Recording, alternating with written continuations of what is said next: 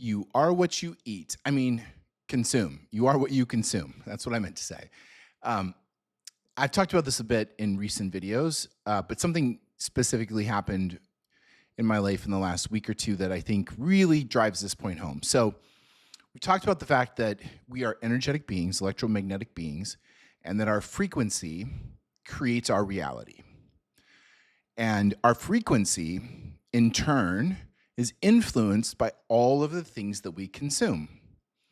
The things that we consume are food. This is why some people say high vibrational food or natural food or organic food is higher vibrational than non-organic, and real food versus processed food, etc.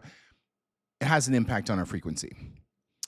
Our thoughts, what are those mind patterns, those brain patterns that we have that we tend to fall into, the self-talk, that has an impact on our frequency. Is it positive or is it negative? Movies, TV shows, books, magazines, anything we consume that's telling us a story, we're subconsciously picking up on the frequency and absorbing it for the amount of time that we spend engaging with it. Social media, same thing. How much time do you spend on social media, and what are you watching or consuming on social media? Is it positive or negative? Is it beneficial to your field? And I'm going to put my hand up and say, not everything I do is necessarily positive frequency, right?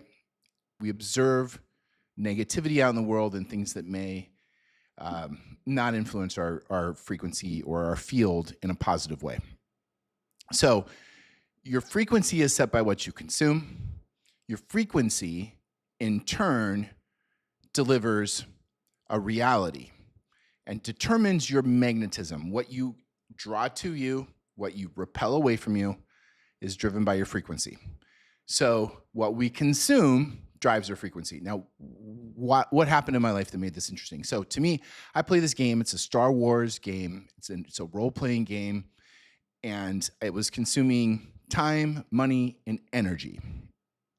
And so I was I was working with a healer, and she said, I think you're gonna have to make a decision about something in your life that's related to money and happiness soon. And sure enough, about a week later, meditating, and I just felt this overwhelming, I have to stop now. Like, I could not stand to do this game for another day. Just had to let go of it.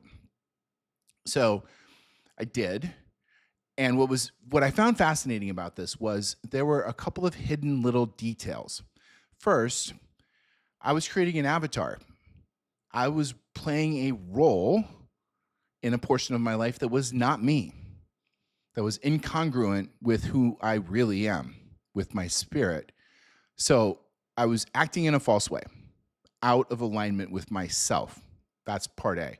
Part B is I was playing a war game, and it was about beating things. It was about winning. It was competition. It was battles. And what I found shortly thereafter, and I have many examples of this, which I won't go into, but shortly after quitting this game, quitting this war game, and frankly, removing all war games from my phone so that I could not play them anymore, conflict in my life took a noticeable turn for the better. Just went down and essentially disappeared. Conflict disappeared.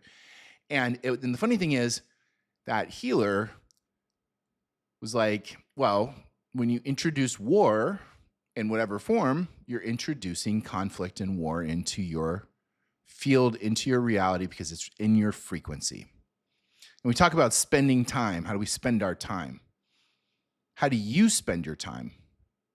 Are there hidden costs to the way that you're spending your time that may impact your frequency and negatively impact the reality that you are creating for yourself?